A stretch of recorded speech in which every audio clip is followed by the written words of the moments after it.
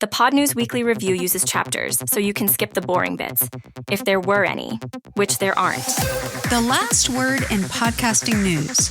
This is the Pod News Weekly Review with James Cridland and Sam Sethi. I'm James Cridland, the editor of Pod News. And I'm Sam Sethi, the CEO of True Fans. Part of journalism is giving voice to the voiceless.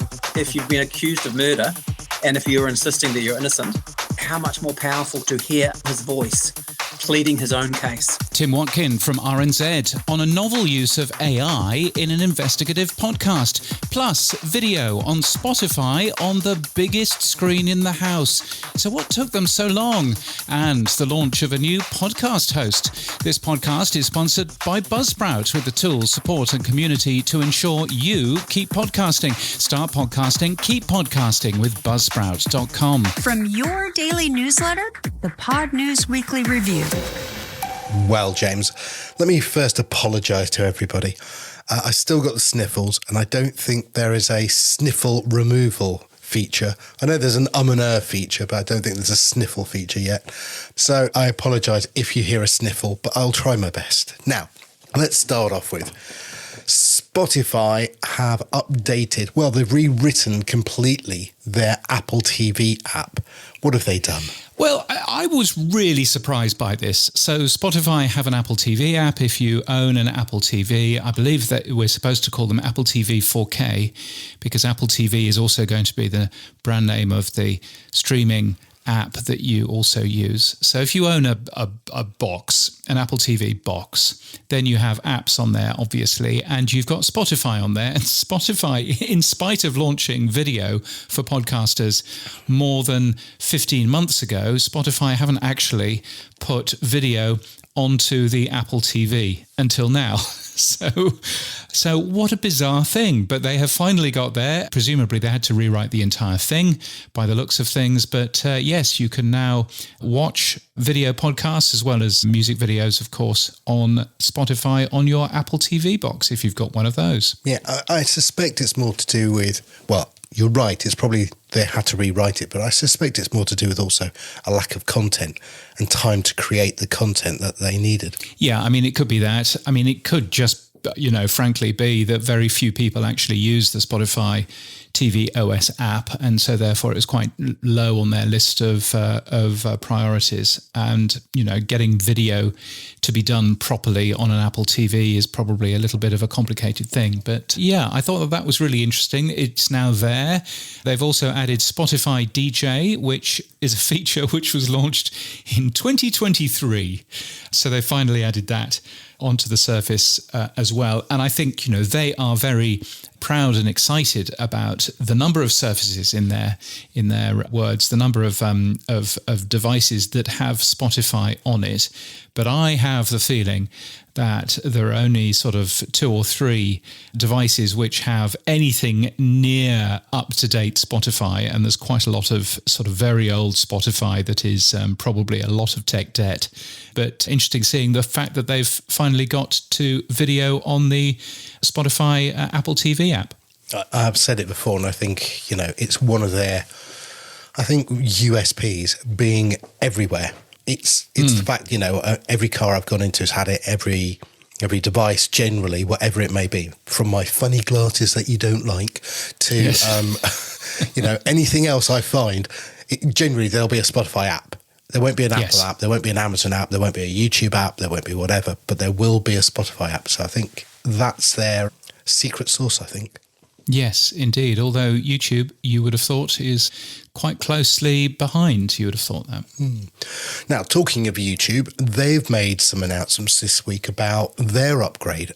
They've got a new feature. They've added instant shopping tools and visual upgrades for low-resolution videos. What are they doing, James? Well, they're using AI to fiddle around with the videos. If you upload a video that's below 1080p, it will now use AI to bump them up to HD resolution. Apparently, they're going to upscale up to 4K quotes in the near future. The good news is that both creators and viewers will be able to opt out of that nonsense.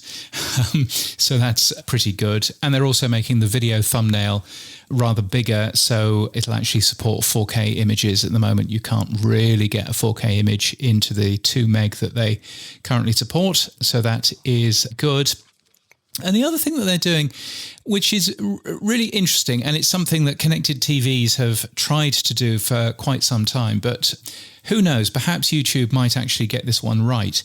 Soon you will be able to quickly buy whatever catches your eye on a video by using your phone to scan a QR code shown on the TV, which will take you directly to the product page. Now, I watch a fair amount of YouTube, and certainly some of the channels that I watch have merch that you can buy and all of that kind of stuff. And there are buy now buttons that are available below the video. So this will be QR codes that actually appear within the video if you're watching on the TV, which is the number one space for you to watch YouTube, as I understand it. So yeah, it's very interesting to see YouTube really digging into making the TV work as well as it possibly can for them. No, I like the idea. I worry that people are then going to stuff their videos full of product. That's the only thing I worry about. But hey. Well, yes. But I've got a quick question. Now, let's use your household. You've got a teenage daughter. Not yet. She'll be a teenage daughter on Saturday, tomorrow. So, but not quite yet. But Not yes, quite anyway. Yet. Okay. My question is based on my own children's behaviour. Would she or does she sit in the lounge with you, or does she go to her bedroom and watch YouTube there? She actually watches most of her TV and stuff like that in the lounge with us. Oh, okay. And she's I think not a teenager then yet. Yeah, she's not a teenager yet. But I think that's actually because, we will go through shows with her and watch shows with her. So, so she doesn't watch too much. I mean, she listens to an awful lot of music. My complication for me is that, of course, they're banning YouTube for kids under 16 in this country. The ban comes into force on December the 1st. So for some reason, I won't be able to use YouTube Music for my daughter anymore. So she will probably have to use Spotify, and we'll probably have to get a family subscription to Spotify or something. And that means that, it's totally pointless. So she'll be able to watch exactly the same music videos, exactly the same stuff, but just won't be able to watch it on YouTube Music because the government says so. It's a maddening thing.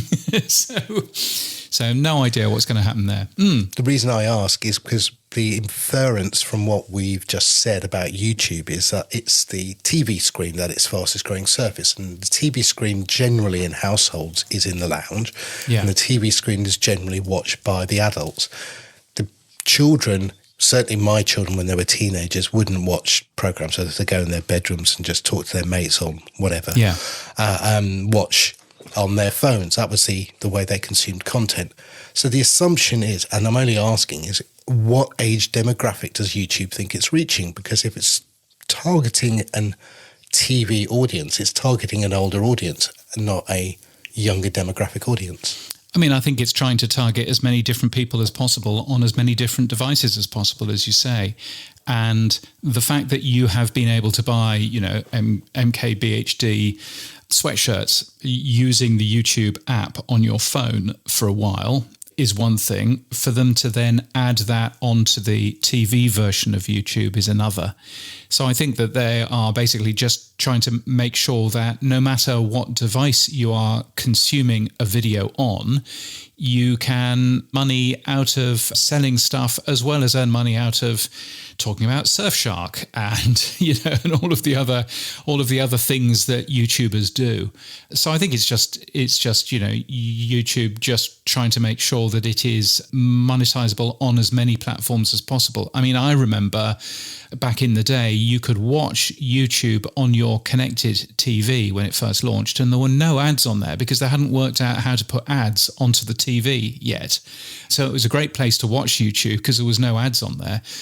Clearly they want to make sure that every single platform is as monetizable as the rest. James, let's whiz over to New Zealand. You covered a new podcast from New Zealand called NARC. It's a true crime podcast, but with one big difference. What's that? Yeah, it's a great piece of work from the RNZ team, but it was how they used AI that I thought was quite interesting. We hear a lot about generative AI being used as voices by smaller podcast companies. We had Janine Wright from Inception Point AI on a while ago, and John from Calaroga Shark Media a while previous. But this is a really big publisher in New Zealand, and they're doing something a little bit different with AI, and I thought it'd be interesting to find out more. So I spoke to Tim Watkin, who is... I am, what am I called? Head of Digital Audio at RNZ. So I run the podcast team here at New Zealand's national broadcaster and a bunch of the weekly radio shows and our overall digital strategy. RNZ, is that kind of the same as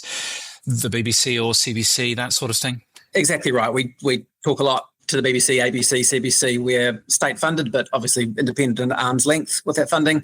But yes, they're a traditional public broadcaster. And you do a bunch of different podcasts, don't you? And I think you've been podcast first for quite some time. Yeah, we have. We've, since about 2017, we have about 140 shows on the slate probably. Half of those roughly would be repurposed radio shows, but the rest are all podcast originals or various versions thereof, some video, some not. But yes, all digital first, all very much focused on our digital audience and trying to make sure they are the glorious thing that is digital audio as opposed to just hacked up radio. Yes, which is a big difference. So we'll get on to NARC in a minute, but what are some of your biggest shows that we would have heard of? Look, people might have listened to Gone Fishing, and The Service, which kind of true crime or spy shows that we have done in the past. Black Sheep is a history show that we do that has got some global renown. Yeah, that's the kind of thing we spent on. Did Titanic Sink has been playing quite a bit in Australia. Our Changing World is our science show that plays weekly on both the CBC and the ABC as well as RNZ. So yeah, we like to think we punch above our weight. Now, you've just launched a new show called NARC, and it's all to do with the murder of a prison inmate in 1985. I'm interested in this show. I mean, firstly, why don't you tell us what NARC is about? It's a 17 episode series, so we could stay here for weeks discussing it. It really is one of those true crime shows where you just think you couldn't want for anything more. It is a murder in a prison, the first in Mount Eden, New Zealand's biggest prison, 1985. Obviously, the people who were witnesses or around at the time were all convicted criminals. So who do you believe? The man who was ultimately convicted not once but twice for the crime and had his conviction quashed by the Governor General twice for the same crime was a guy called Rossa Pelgrin, who was a low-time burglar who was in prison at the time. The police had started talking deals and money even before he made a statement. Ultimately, it was evidence from a NARC that got Rossa Pelgrin convicted of murder. Perhaps the most dangerous type of witness is the incentivised prison witness. So NARC's not only a story about the 1985 murder of Darcy Tahira, it's also the story of Rossa Pelgrin, the man twice convicted of the crime. He went to his grave in 2013 insisting he was innocent and he did not murder Darcy Tahira on January the 6th, 1985, on a Sunday morning as they were getting breakfast. The key part in that sentence was that Rossa Pelgrin has been dead for the best part of 13 years, but his widow is going back to court, and this is part of this news that we just broke with the release of the podcast. His widow is going back to court to try and clear his name 13 years after his death, using a precedent that was set by the Peter Ellis case here in New Zealand, which people might have heard the Conviction podcast that we did about the Peter Ellis case, in which an offender was able to clear his name after he had died. This is unprecedented territory we're getting into legally, but it's a fascinating case of a Pelgrin.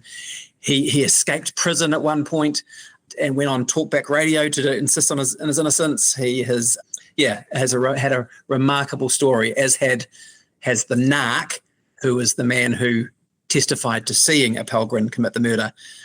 He has also had a remarkable life since he made that witness statement. And the question is whether we believe him or not. And you say that a Pelgrin has been dead for some time, but he's on this new show, isn't he? And he's actually explaining some of the things that went on. You've clearly used AI for this. How have you used AI for this?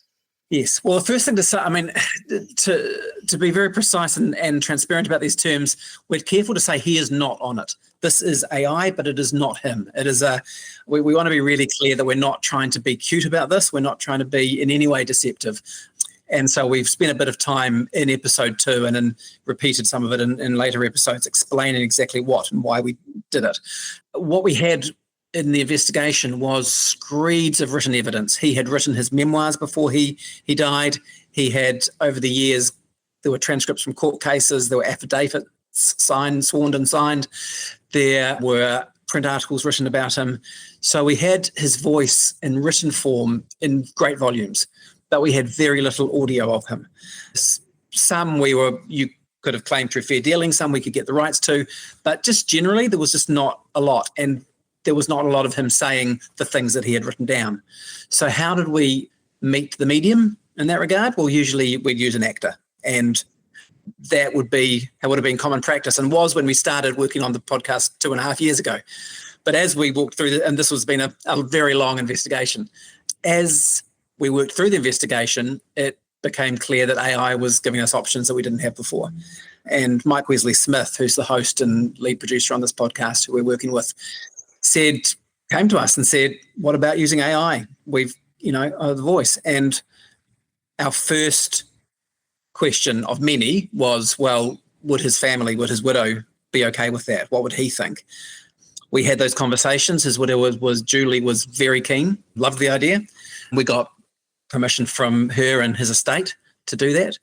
We went through an AI working group here at RNZ to have the ethical discussions, and ultimately we got to the place where we thought it was the right thing to do and would really enhance the podcast. And so we used some of the few radio interviews that he gave and taught an AI voice cloning tool his voice.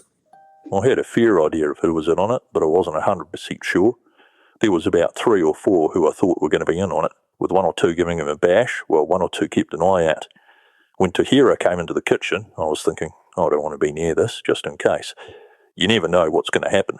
This is the first time that AI has been used by RNZ. It is. And as far as we know, the first time that we've heard in a podcast or a radio show of AI being used by a dead criminal to try and clear their name. So it's a very specific use, and that was part of our consideration as well. RNZ will treat this on a case-by-case basis, but we thought, if part of journalism is giving voice to the voiceless, then it's often to people who are the most vulnerable. And if you've been accused of murder, there is no greater stain on your reputation.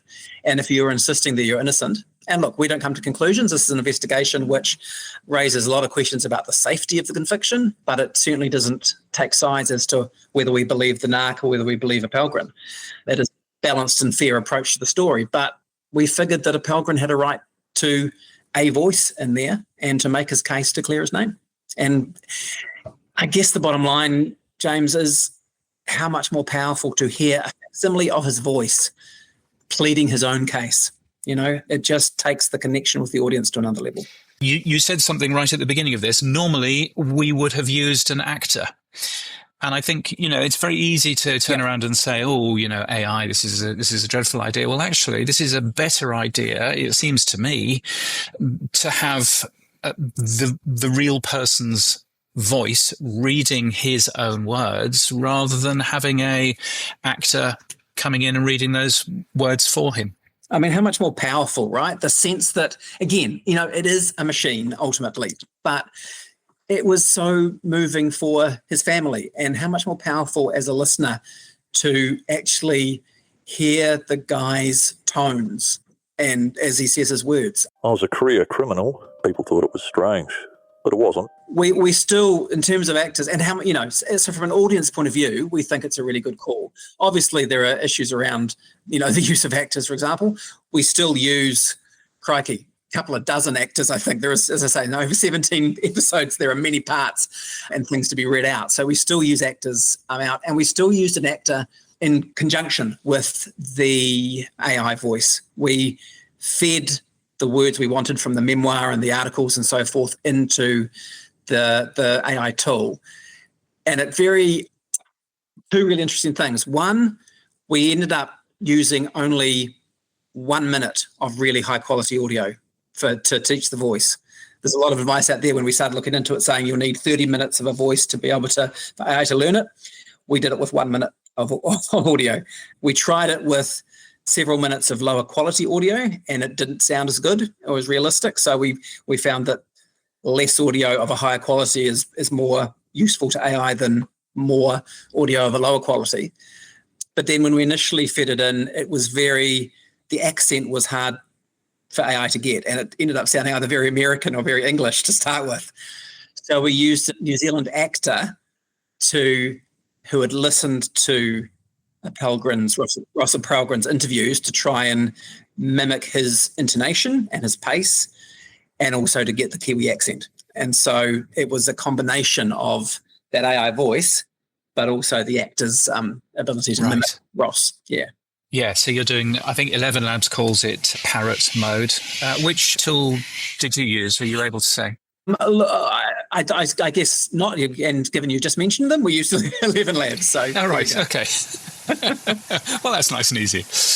I'm guessing this isn't in video. This is just purely an audio show? Purely audio, yep, purely audio. It's 17 episodes. Each episode is, 35 to 65 minutes each. So there is a lot of audio. And this was the point, right, that it would have been, there's a lot of Ross Pelgrin in there, a lot of him trying to tell his own story. And an actor is great, but over that kind of duration, and when you're trying to, a man's trying to plead not for his life, we don't have the death sentence in New Zealand, but plead his innocence, it's just that much more of a connection, I think, for the audience to hear him speak himself. Really interesting to hear about AI being used in this way. NARC is available wherever you get your podcasts, I'm assuming?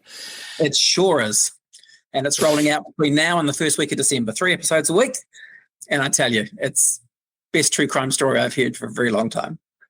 Tim, thank you so much. Thank you. If you're enjoying this show, then you'll also enjoy the Pod News newsletter. It's free, it comes out every day, it's got news about podcasting in it, and events and jobs and tips and more. It's very good and you should get it. Sign up now at podnews.net. That's podnews.net. You're not a serious podcaster without it. The Pod News Weekly Review with Buzzsprout. Start podcasting, keep podcasting.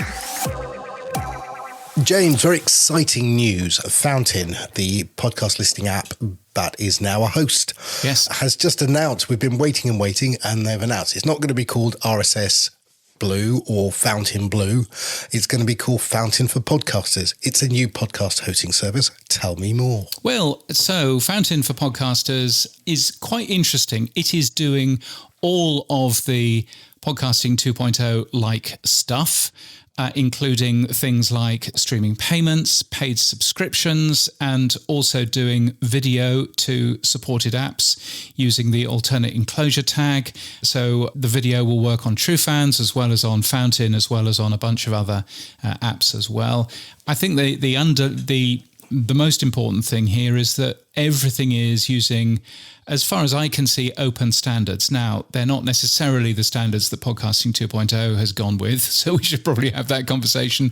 But they are using, RSS to deliver video as well as audio. I think there's some HLS in there. They are using Lightning for streaming payments. They're using a lot of all of that stuff. So, yeah, I thought it was very interesting. There's 3 different pricing points, which are relatively expensive, I think, if you look at the typical prices in comparison to others. But you can do, of course, all of this stuff with it, including paywalled premium content as well as streaming payments as well. So yeah, I thought it was interesting, and I thought, well, Sam, this sounds like something very similar to what TrueFans is planning. Would that be about right? Yes, yeah. I mean, my little ears did prick up a little bit when this came out. I knew it was coming out. Yes, I'm sure. It was one of those. I think I've spent more time looking at web pages of hosts and their price points and their feature and function than I wanted to ever do in my life. But Of course, I've had to look at this very closely and see where we sit and where they sit. Now, let me first of all start off and congratulate Dovidas and Oscar. I think this is brilliant news. I actually went back to our predictions show to check that I had made the prediction that there would be a listening app that would become a podcast host and app. And I think Podhome actually got there first. We interviewed Barry a couple of weeks back, if you remember. Yes, that's right. And I said that, look, hosting is now no longer a differentiator. It's a commodity. I think Alberto from RSS.com said that many years ago, that that's not what they are. They are more than just a host. I think this is very interesting, and I think this will put a cat amongst the pigeons. So, unlimited downloads, I think that's great. I think that's, if I'm really honest in marketing terms, I think Buzzsprout said it best when they said that the average number of listeners to their average size show is about 25. So, most companies put unlimited downloads. They know they're pretty safe, that they're not going to get a Joe Rogan. And in their T's and C's, they are all covered. And Lightning payments at 2% fees is great. Well done. That's a really nice price point, I think. Apps still need to make money. Publishing audio and video, I think that's great. And I think this is what Justin Jackson's been hoping for, that a host would actually publish in the alternative enclosure. I know that Podhome does it, but they don't do video, they do audio in the alternative enclosure. So it will be interesting to see what the big boys do, the likes of Buzzsprout and RSS.com. Will they jump on board, or will they continue to ignore video? The one that I'm very excited about, and is the one that that I think we've talked about or touched on, but not really talked about it, is whatever you want to call it. I'm renaming it to Premium RSS on TrueFans, but Secure RSS or L402. Pick your potion. The thing that they haven't mentioned in their pricing, I'll be interested to see, is what fee they're going to charge. Now, this is where Patreon and Substack and Memberful really are leading the charge on this. They are providing hosting, and they're providing the ability to have freemium and premium on their platforms. Now, Substack basically have an all-in-one price. It's $49, so you can't pick and choose. Patreon charge you 10% of all fees. So again, there's so many different ways of skinning the cat if you want to have premium content as well as freemium. But I love that this is done through RSS. This is what I was hoping that Fountain would do. This is what we're doing, so that, call them super feeds, call them what you like. You fundamentally have your freemium and premium within the same feed, and apps that support it will be able to pull out the data and present that to the user in the right way. I'm very keen to find out what their fee, though, is for premium RSS, because are they going to split that with the app, or are they going to take all of that and keep it with the content creator? It'll be interesting to see. The last bit. It looks as if they're charging a 2% fee for Lightning payments and charging an 8% fee for card payments. Yes. My assumption is, therefore, that they are essentially earning sort of 1%-ish for Lightning payments after any fees that they have to pay, and they're essentially earning around 5% for the card payments. And frankly, that's going to be where where the largest amount of payment is made, because of course, MasterCard and Visa is the internet's money. I would see that the creator has to set a price for the premium content as well. And are they going to take a percentage of that price? Oh, I see. Well, I mean, surely that 8% fee is what is that percentage, isn't it? I don't know. It's not. So they've put a fee next to every item, like the Lightning payments and credit card, but they didn't put a fee against that. And I was just curious, because look, if you want to charge $20 for your premium episode, right? Are they going to just take 8% of that $20? That's fine. If that's what it is, which is what Patreon does, they take 10% flat fee of any content value that you state. That might be the answer. Maybe I'm being a bit naive and thick, but I just wanted to see if that was the case, and it wasn't obvious to me. Yeah. No, I think it looks very interesting. I think what I like about it is, and I was a advisor to Fountain, the app, but one of the things I said to them is I cannot be an advisor to you in terms of your podcast hosting platform, because I'm an advisor for somebody else, and so therefore I really can't advise you. And they went, yeah, no, that's all absolutely fine. So I think one of the things that I'm excited about is that this should be totally open in terms of, it should work on TrueFans, it should work on Cast-O-Matic, it should work all over the place. And I think that's the exciting thing from my point of view, is that you can actually see, okay, so TrueFans, you charge a percentage, or you keep a percentage of all payments, and so you benefit out of this as well, and I think all of it is a good thing. So yeah, it just looks nice, the fact that everything appears to be open. Now I believe that there is a bit of fiddling around with Nostr versus you're using something else. And, one kind of hopes that secure RSS, or whatever you're calling it now, premium RSS, and all of that is going to be interoperable as well. But as long as that happens, I think that's a very good thing. Yeah, the Nostr part's not a big issue, because that's fundamentally delivering content out to a social web endpoint. So we use ActivityPub, and we use Threads, and we use Blue Sky, and they use Nostr. That's fine. Won't make any difference. Right. The secure RSS, good thing is Oscar and I did chat at the London Podcast Show about it, and we did talk about our different ways of implementing it. Oscar's done a really cool way of doing it, which we have adapted to.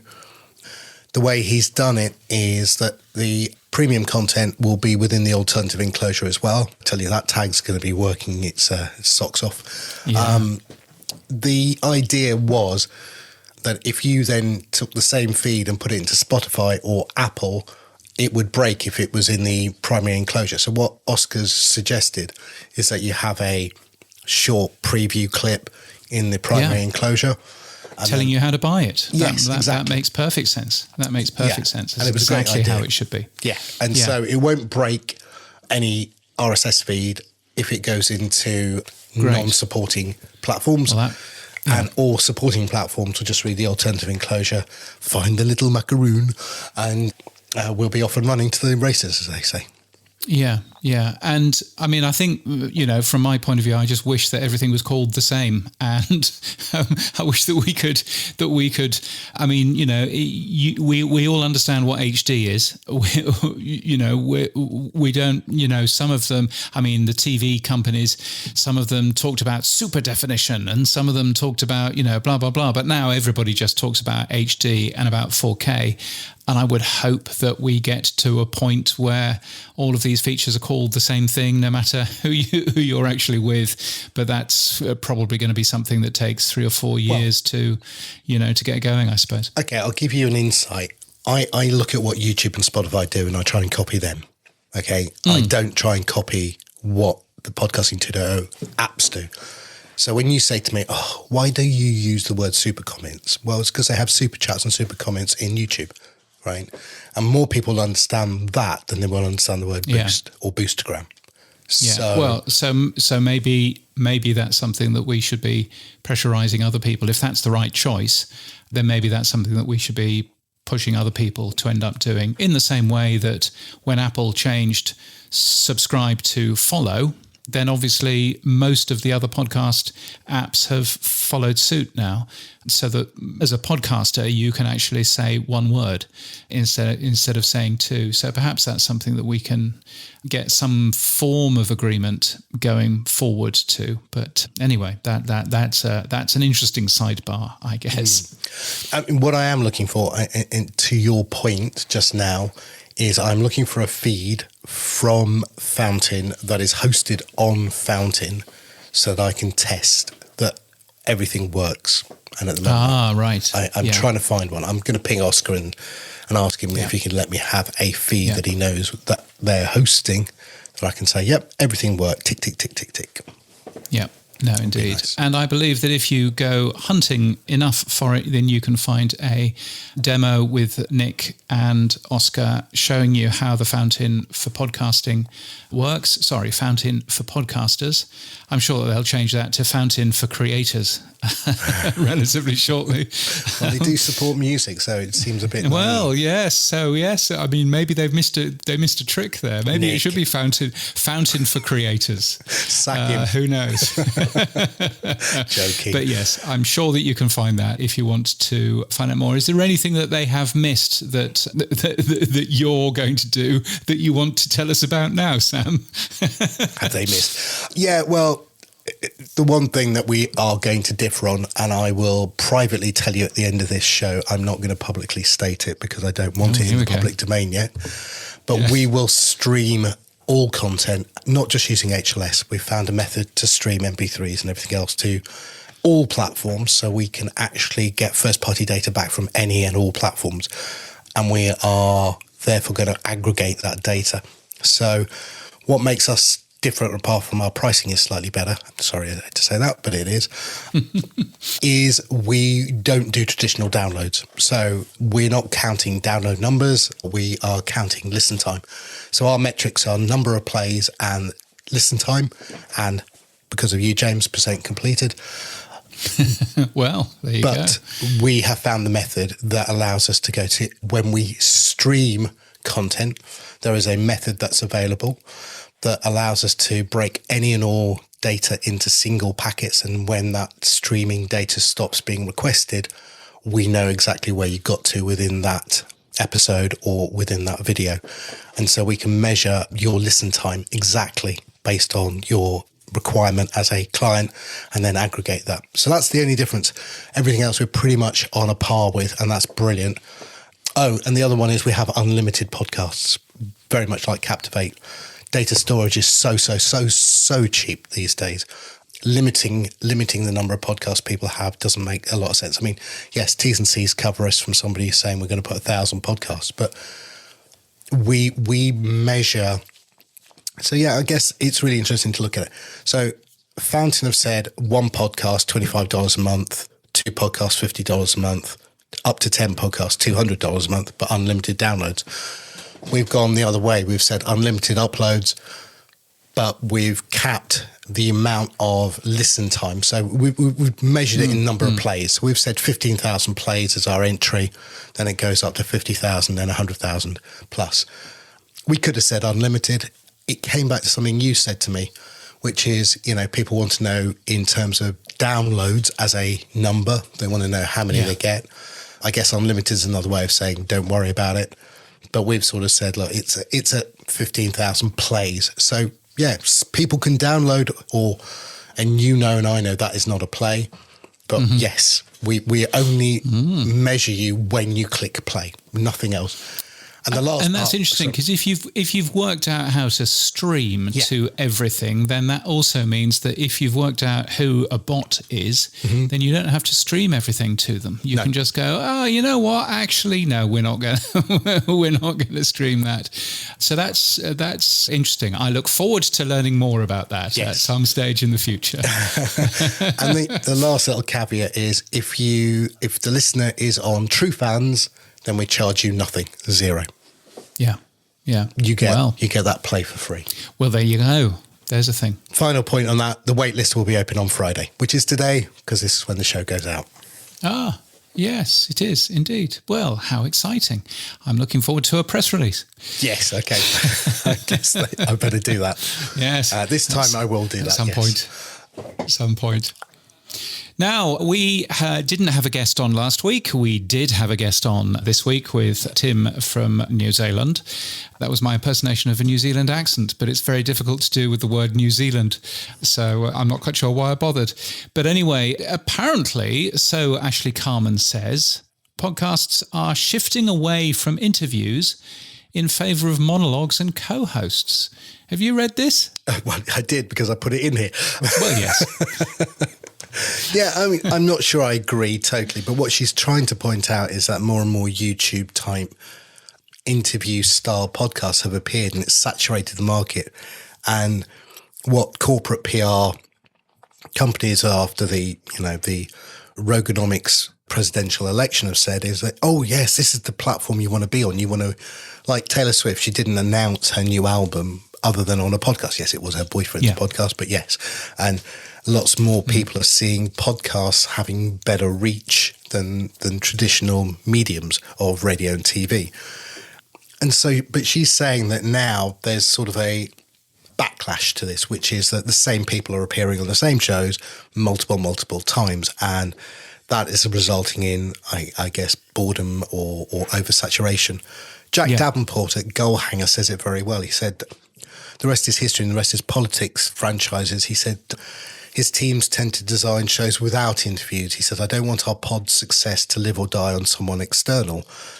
And the last thing I'll say on it is, somebody once told me that when you do a podcast, it's not the guest that they come back for each week. It's you, the host. So we place so much emphasis on the guest, but actually the fan of the show has a parasocial relationship with the host, not a parasocial relationship with the guest. The guest adds flavour, but it isn't the reason that they would appear, not come back the week following. They'd still come back to you as the host. Yeah, I would agree with that. And I think, Todd and Rob's show, they would always say that actually their interaction was way, way lower when they had a guest. When it was just Todd and Rob, then it was very clear that they would get a ton of interaction. As soon as a guest appeared, it was much harder.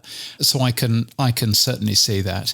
I mean, I guess that the typical person out there listens to somewhere between 4 and 6 podcasts a week. Mm-hmm.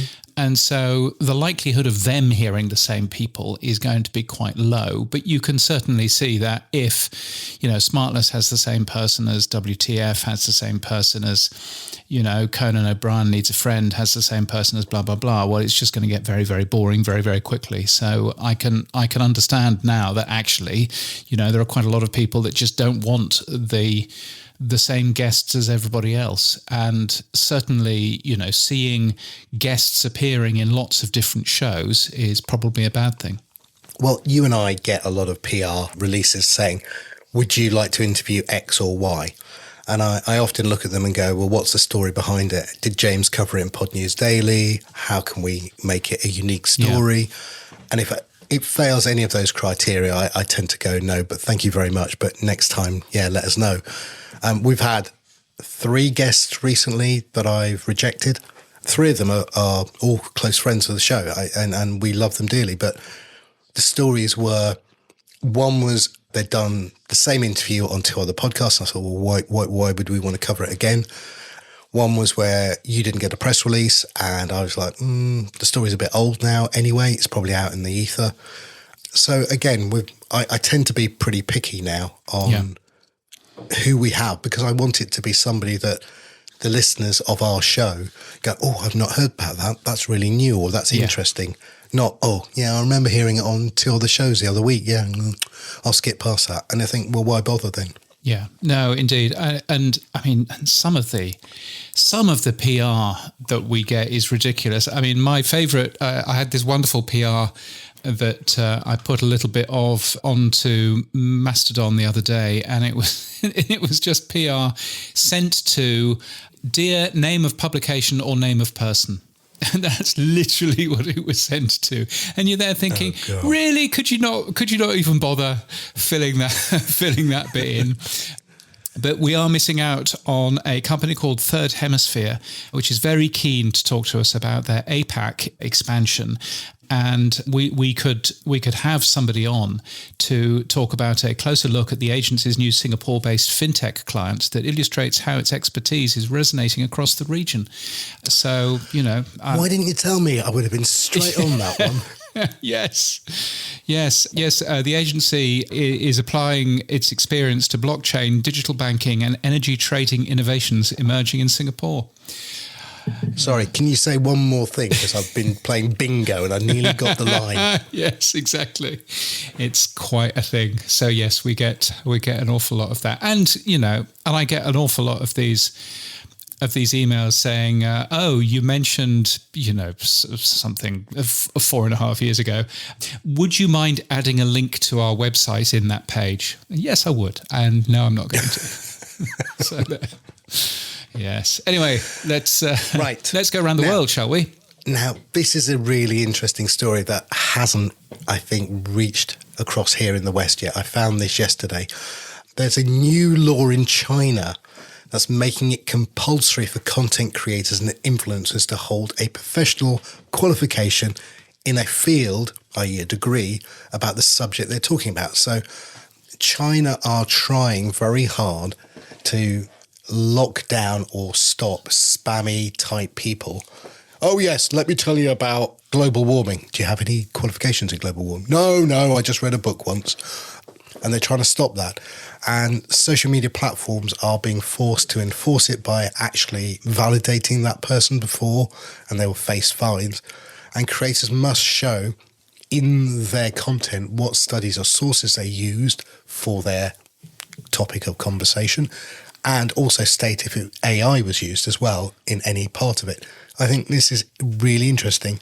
What's your thoughts, James? I think it's really interesting as well. I think it's quite fascinating that this is a step by the Cyberspace Administration of China. So already you're there going, oh, wow, okay. But no, I think if the law says that anyone creating content on sensitive topics like medicine, law, education, or finance must hold formal qualifications in those fields. And I think that I don't really see a problem with that. I'll be honest. I don't really see an issue with that. It would stop conversations about vaccine misinformation. It would stop conversations around financial scams. It would stop, the conversations around, weird legal advice and all of that kind of thing. I've not got too much of a problem with that. Can you imagine somebody like Adam Curry listening to this right now, and his brain must be boiling. How dare they what is it that we got told off for last week? Having publisher feeds. We'll talk about them in a minute. Having a British point of view or something, or wanting the government to fix everything. But no, I think, the amount of pseudoscience that is out there, the amount of fake cures, the amount of of anti-vax stuff from people that I don't mind anti-vax stuff if you've got the evidence and you know what you're talking about, that's fine. But if you don't have that evidence and you don't have, frankly, a degree in what you're talking about, or at least some form of understanding of what you're talking about, I think that I don't see the problem. So I think that's really interesting. Really interesting. Yeah. Well, JFK Jr. wouldn't be allowed to make any comments, would he? Now, I think the problem in the West, is that Section 230 protects social media platforms from any commentary. So that protection allows those platforms to exist where anyone can write any crap, and they have the option to take it down, which gives them that protection. But in China, it looks like the social media platforms have to pre-enforce it. And I think, look, I prefer this way as well. I think it will stop all, the old days, you'd have an idiot in the corner of a pub rabbling about stuff, and you just leave them rabbling about stuff in the corner, right? And you'd all call them the idiot. And now they're called an influencer, and they're on the internet, and they're making money. Yeah. I think something's got to be done. And by looking at the idiot in the corner of the pub who is, smells and hasn't brushed his hair for weeks and everything else, how untrustworthy that person is. Online, you don't have any of those cues there at all.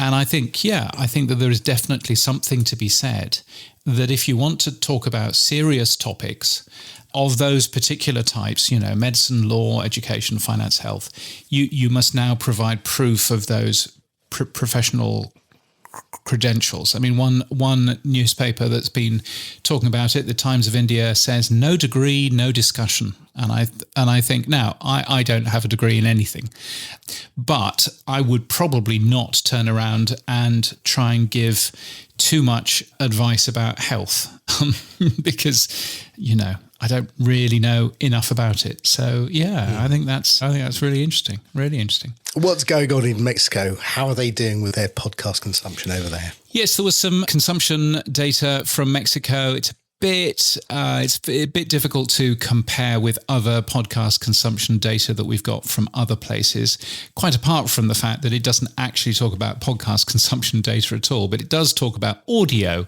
consumption data like Spotify, Amazon Music, Apple or YouTube Music. It says that 77 million people, which is 80% of everybody that has access to the internet in Mexico, are using Spotify, Amazon, Apple, or YouTube Music. And they're either consuming music, podcasts, or audiobooks on those.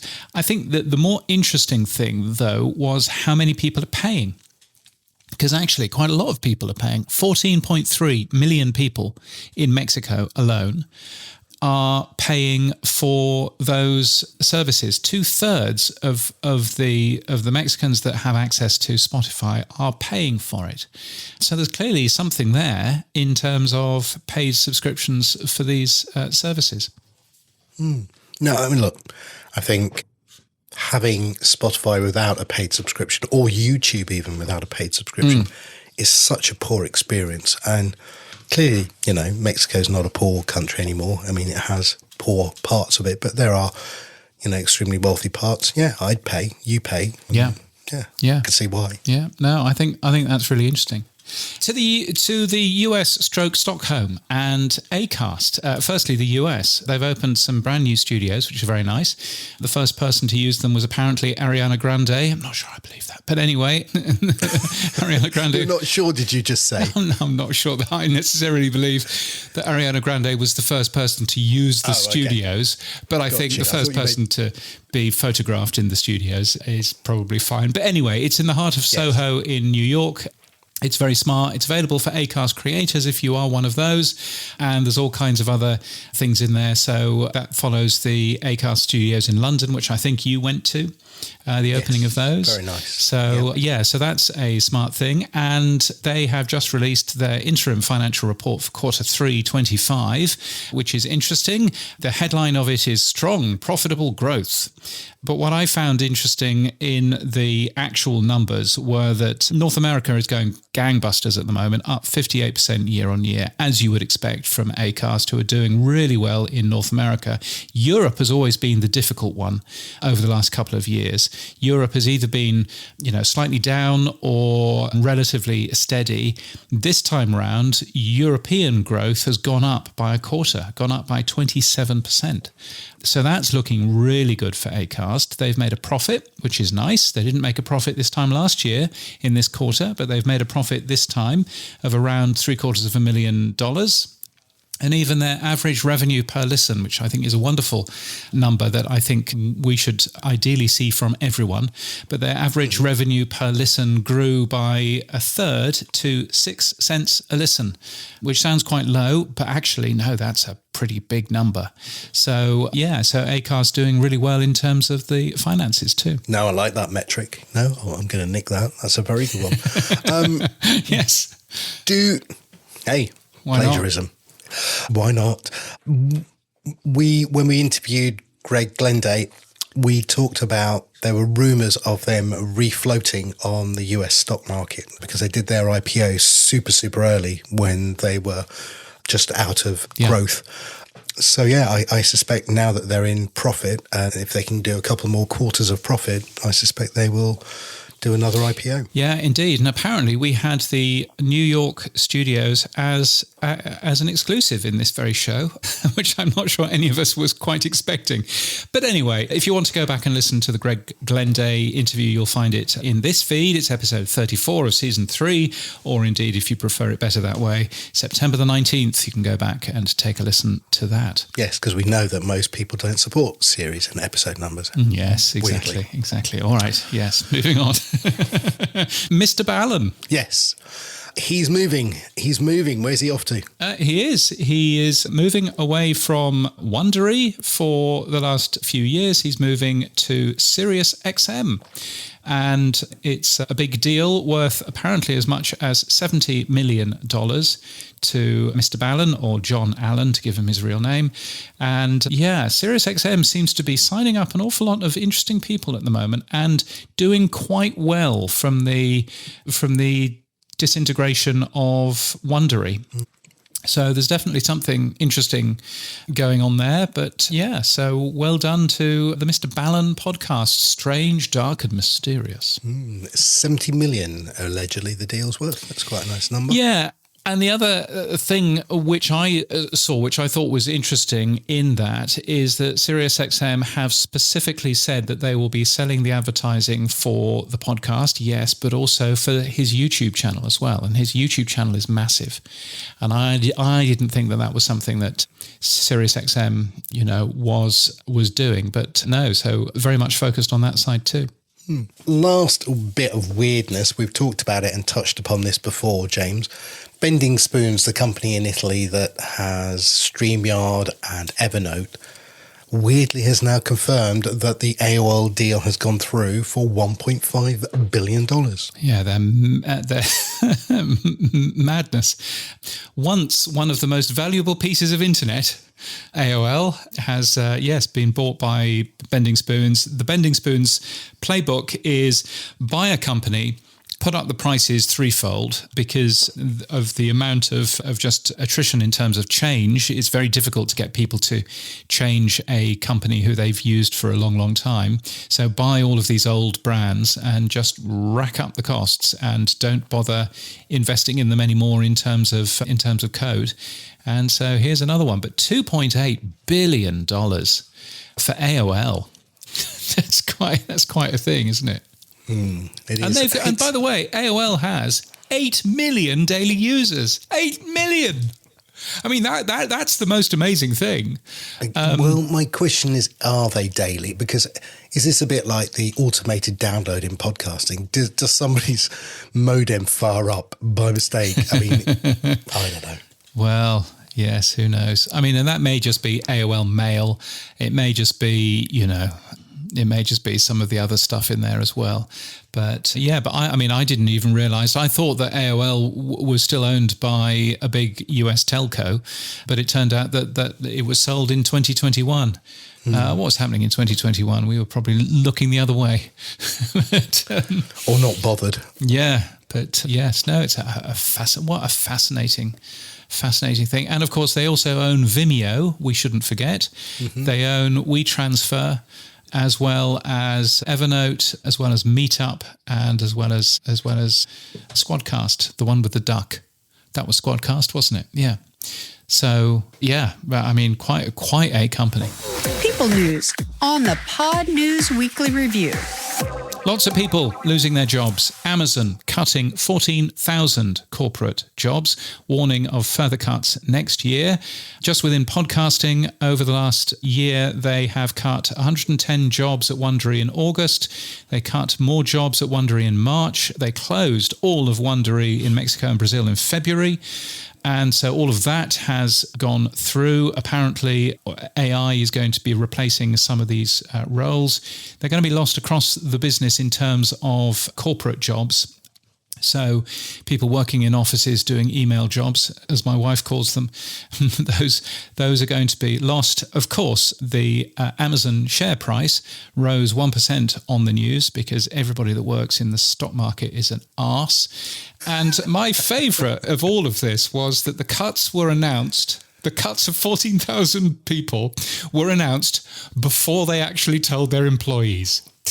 Ah, bless them. Imagine. Well, to make it worse, what they did was they actually then sent a calendar invite. And if your invite was 15 minutes long, you were leaving. And if it was half an hour, you were staying. Oh, my word. Anyway, Amazon. Other stores are available. Although, I mean, I've just bought 2 things from AliExpress over the last couple of days, and I'm sure that AliExpress is no better. Anyway, there we are. Also, in terms of job losses, HeadGum, which is a comedy podcast network, they've laid off a number of staff, 6 staff earlier on in the month, including, interestingly, their head of video, Casey Donahue. The company's 10 years old. KCRW in Santa Monica has cut 10% of their staff as well. One of the sneaky things that they've done, they're a radio station as well as producing podcasts, and one of the sneakiest things that they've done is that they looked at all of the DJs who've been with that radio station for the last, in some cases, 15 years, and they have fired them all and then got some nice, cheap young ones in instead. Bless them. That, of course, is being partly driven by the lack of funding for public radio in the US. So it's all cheery, isn't it? That's all nice. YouTube also announcing voluntary layoffs and announcing an AI reorganization, and so lots of changes going on there. Accenture, in good news, Accenture is cutting over 11,000 jobs. So, yeah. so yes. At least that's something. Well, yeah, but what made it worse was actually what they said was it's basically people at the bottom. If you haven't got these skills, we're not going to reskill you. That's it. Job done. Brilliant, isn't it? Accenture. I think what a what's company. Scary, I mean, obviously it's not a podcasting story, but what's scary is when you've got a degree and you've just come out of university, the first thing you want to do is get your feet into the workforce. And often companies like Accenture or EY or, any of those sort of consultancies have been a great training ground for young graduates to get into the workforce. That doesn't look like it's going to happen. They want people hitting the ground with skills. Yeah, no, indeed. No, it's an interesting time right now, isn't it? There is some good news, though. There's vacancies at the Daily Mail Group in the UK. If you really want that, they're looking for an entertainment podcast producer. Jamie East, who is an excellent person, is looking for that, and some promotions going on in Adalicious and Audio Boom. They have merged their sales operation and given quite a lot of their team some bigger jobs. So many congratulations to those folk there. Now, what I thought was interesting, this is a sidebar, and again, nothing to do with podcasting, but what I thought was interesting is they sent a little sort of montage of the 4 people that were chosen there. And I thought, isn't that a fascinating thing? If you look at the montage that they sent through, then the men have very large faces and the women are all zoomed back so that the women look smaller and less important than the men. And so one of the rather more tedious things that I always try and do is to zoom in, and I didn't quite manage it, but at least I managed it sort of somehow, is to actually zoom in so that all of the 4 people's faces are the same size, rather than the women looking small and inconspicuous and the men looking big and exciting.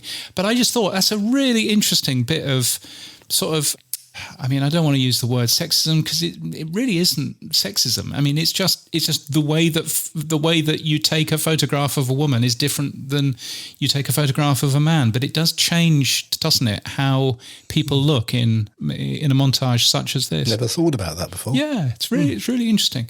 So anyway, I'll go and look at people's LinkedIn profiles and say what they look like in a minute. Yeah, well, and there are very, or maybe I'll get a life and won't. And there are very good reasons why they do that. But yes. But for this sort of thing, no, I don't think it's a particularly good plan. But anyway, events, ton of exciting events happening in the beginning of November, including the On Air Business Summit in LA, which is back. Talking about that, On Air Fest itself, which is in Brooklyn in mid-February, has just issued a call for pitches.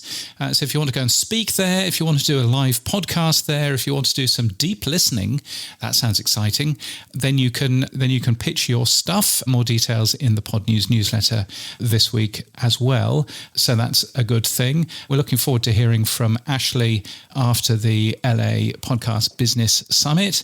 And of course, Soundwaves also happening in November in Ireland. The tech stuff on the Pod News Weekly Review. Yes, it's the stuff you'll find every Monday in the Pod News newsletter. Here's where Sam talks technology. Seems that there's a lot of bots around, James. John Spurlock at OP3 has noticed an increased number of automated bots. What's going on? Yes, he has, and he's busy removing all of those automated bots, but because OP3 is all open source, you can actually see exactly how he's removing them. Quite a lot of people who are pretending to be browsers that are not browsers. And we've also seen, for example, Libsyn showing a big jump in web browsers downloading its shows. And so, there's clearly something going on in terms of browsers. Now, what I would say about OP3, and this is something that I didn't really understand or appreciate until only a week or so ago, you can download all of your download numbers from OP3, but you're actually downloading essentially an entire log file. So what you can do with that is you can go, okay, let's take a look at all of my browser traffic, but I want to only see my browser traffic from, group them by country or group them by continent. And you can do all of that if you understand how pivot tables work, which is actually really easy. So you can just, you can download all of the information. And I suddenly realized how powerful OP3 can be because you can get so much detail out of it. I was there thinking, okay, all of the browsers that I have downloading my podcast, they're all going to be based in the US because that's where most of the compute, EC2 systems are and everything else. I know that they're available in other countries, but that's where most of them are. So there must be an outlier there in terms of the US. No, there isn't.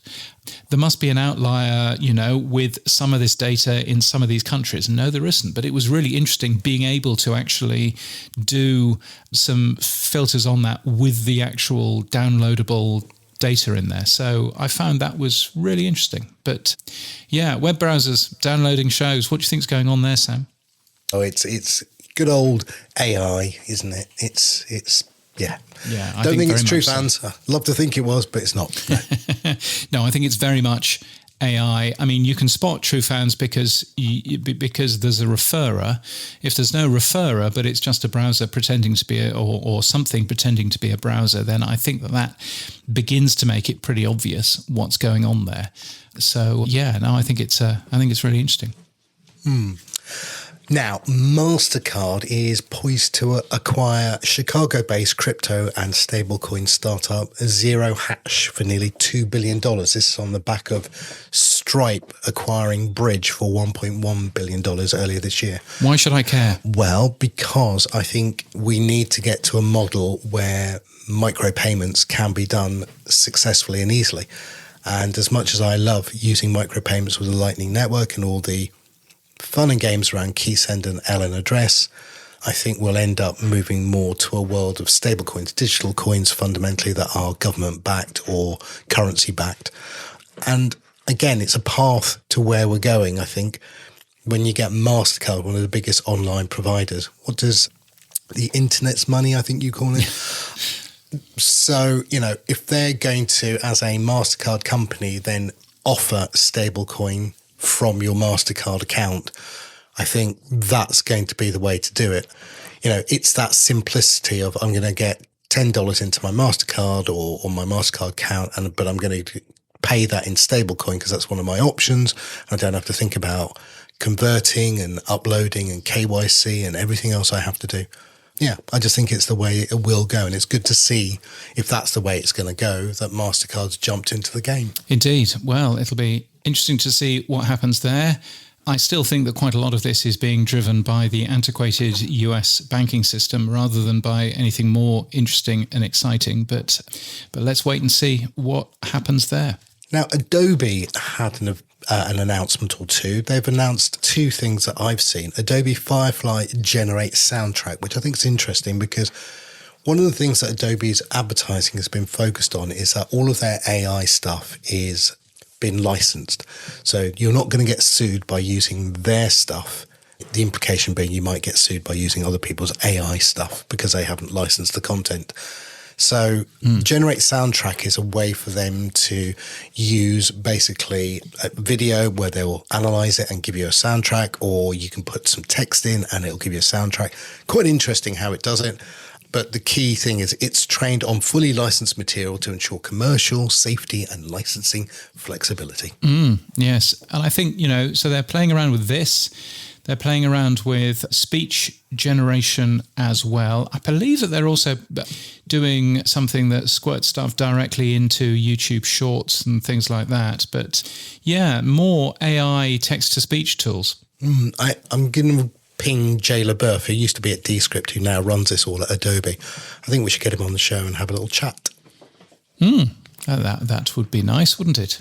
Yeah, the thing that I wanted to make a commentary on, though, is, we talk about Inception Point AI and we talk about AI voices, and we talked about the company in New Zealand doing it as well.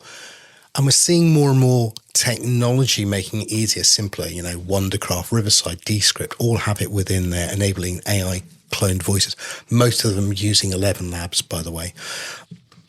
But is this the way, if it's easier to do this and use AI voices and it gets better and better and better, what will happen? I mean, we say we don't want it. Each week we say this is not how we want to see podcasting evolve. And yet we see more tools evolving that will enable it and make it easier. I've been watching some videos, on TikTok and stuff, and they're based on Sora's AI. And I swear, James, I cannot tell the difference now. There was Professor Brian Cox, and I couldn't tell you if it was actually Professor Brian Cox saying those words or it's Professor Brian Cox being used as a lip sync to a text that was being put out. I couldn't tell you anymore. There is going to be a lot of people, certainly in the next 5 years or so, there's going to be a lot of people not really knowing what's true and what isn't. And I think it's interesting having a look at, the BBC has this BBC Verify thing, which is all a little bit arrogant. The ABC has started doing something very similar here, trying to prove that videos are real, trying to prove that the data that people are sharing is real. But I mean, on the other side, we kind of need some of that now. Companies like Snopes and similar are doing pretty well in terms of just being able to highlight some of this stuff is just wrong and some of this stuff does have some truth behind it. I think many people will be fooled. That's my worry. And then that will become an urban myth and people will regurgitate it out in conversation. That's what I'm worried about.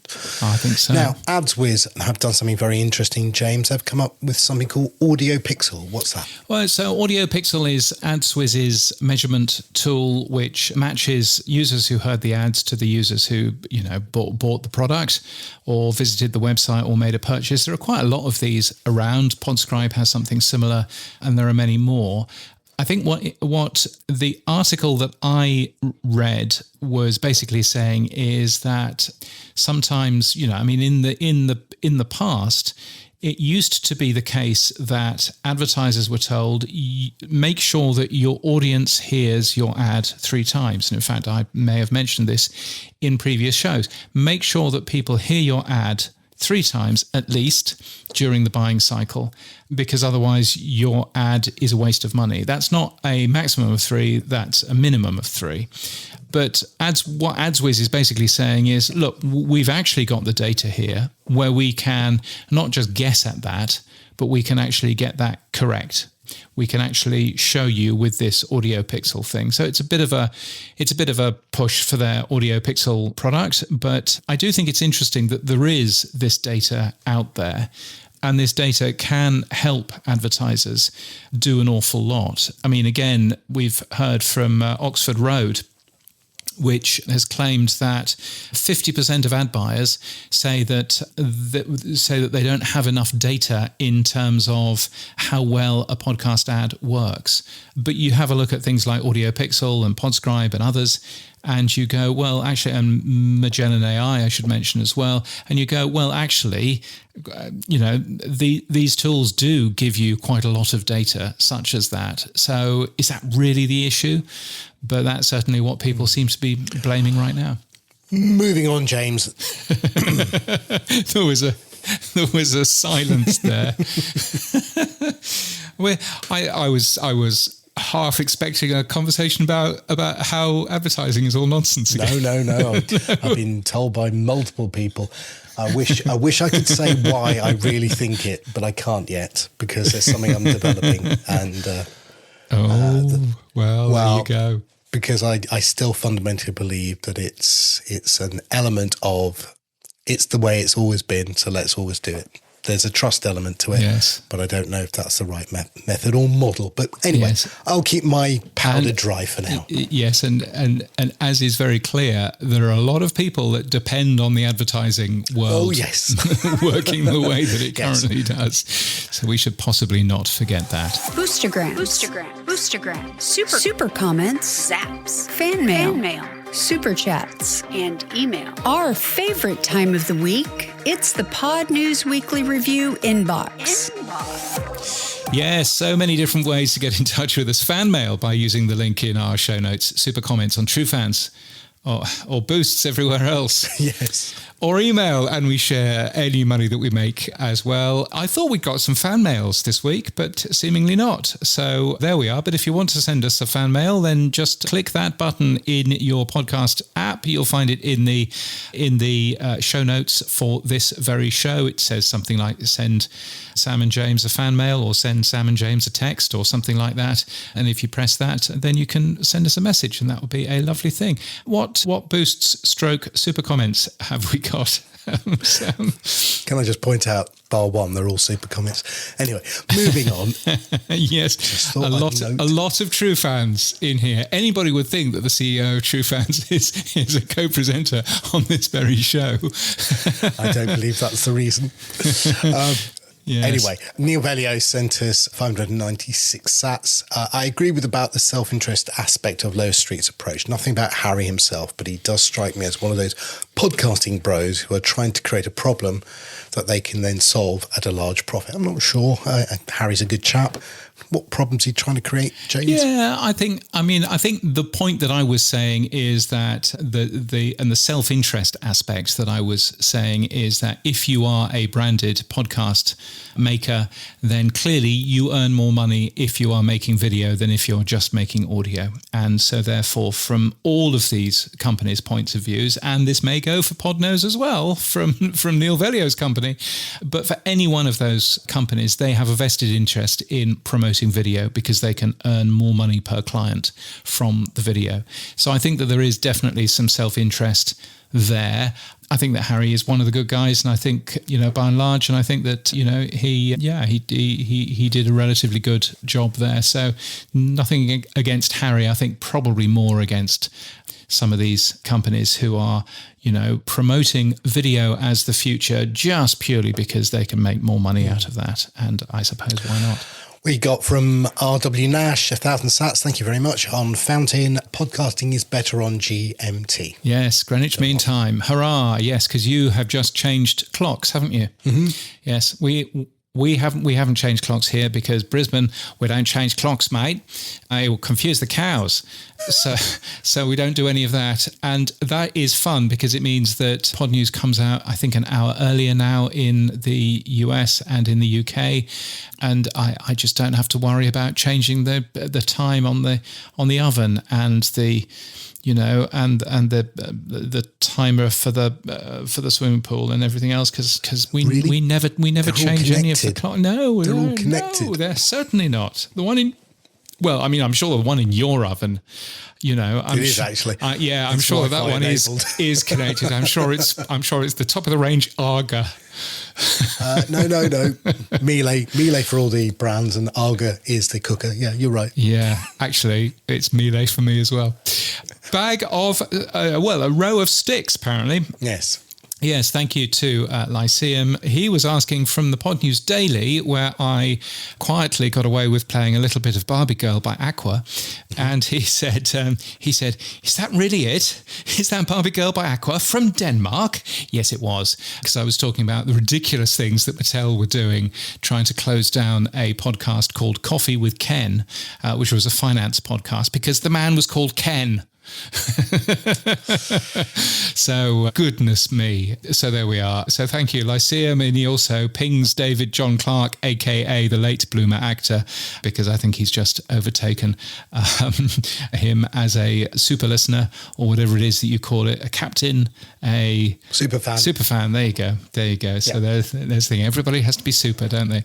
And another 99 from Lyceum, which is, another 222, which is a row of ducks, a small row of ducks. Could this be a task for the Podcast Standards Project? I see a blog post with the title, A Process for Adopting New Podcast Standards. Don't get Sam all riled up again. Otherwise, this podcast will never finish. So, Lyceum, thank you for your many sats. Much appreciated. And thank you also to the excellent Power supporters, all 23 of you. This is where you can really support us and support us really well. People like James Burt, John McDermott, Brian Ensminger, to name but 3. Just go along to weekly.podnews.net and click on the support button, and that will be a lovely thing. So it's been a big week for you this week, hasn't it, Sam? Well, it's getting there. Yeah, we're opening up the waitlist now for True Fans hosting. We'll see how it goes. Look, I'm not going to scream and shout, but we've now done the switching. That works really well. We've got it all tested. So FanZone, our own podcast, was moved across. You can now upload. We did a Podping out. So we did, as an app, we had Podping in. So it's essential to have Podping out. And as I said, we've come up with some secret sauce about how we can track and stream content rather than download content. And so that has a double whammy, one in terms of bandwidth costs, but also in terms of the way that we can measure content from not just True Fans, but any platform. Well, it'll be interesting. Really interesting to see how all of that bit works, which I'm sure. So what's happened for you, James? We'll do that. So what's happened for me? We had a massive, great big storm on Sunday, with up to 90 kilometres an hour winds, which is quite fast, and lots of trees fell over. And the trees fell onto the power lines, and we were without power in this house for 58 hours. Jesus. So it was, I think Pod News on Monday was recorded literally in candlelight. I had a laptop, I had a mobile phone which was connected to, the mobile phone was on the window because I think our local cell site had fallen over as well. So yeah, that was not fun. But on the plus side, on the beginning of so we lost power on the Sunday night. The beginning of the Monday morning, I actually drove to one of the local car dealers and I picked up a little cable, which allows me to run the entire house from the car.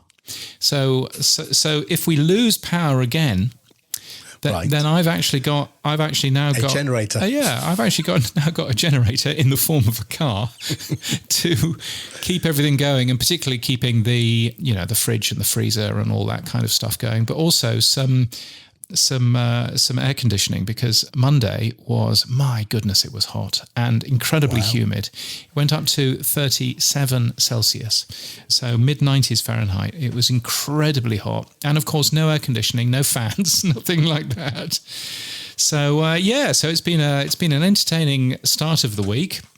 And as I speak to you now, we are doing some packing, getting ready to go to Sydney for a day, going down to see the popular Asian K-pop group called Twice. And you might be thinking to yourself, is Twice is it just a 2-girl group? And the answer is no, it's 9 people. Right. And some of them are from Japan, some are from Korea, one of them is from Taiwan, one of them is from India, and I think one of them is from the US. So yeah, there's the thing. So we're off to watch a K-pop concert. That'll be fun, won't it?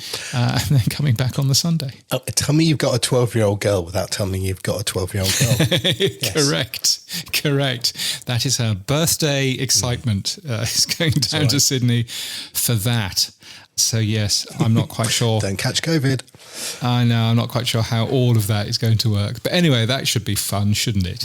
And that is it for this week. All of our podcast stories taken from the Pod News daily newsletter at podnews.net. You can support this show by streaming sats. You can give us feedback using the Buzzsprout fan mail link in our show notes, and you can send us a super comment or a boost. Become a power supporter instead, like the 23andMe and a super fan, if you want, or a power fan. What are we calling them on here? Power fans? No, power supporters. Oh, Power supporters. Yes. I'll get that blog post started, Lyceum, on what we should all be calling these things. Correct. Yes. Weekly.podnews.net. James is now editing in it. Yes, editing it in the Google Doc. Our music is, might as well get this right. Our music is from TM Studios. Our voiceover is Sheila D. Our audio is recorded using Clean Feed, and we edit with Hindenburg. And we're hosted and sponsored by Buzzsprout. Start podcasting, keep podcasting. Get updated every day. Subscribe to our newsletter at podnews.net. Tell your friends and grow the show. And support us. The Pod News Weekly Review will return next week. Keep listening.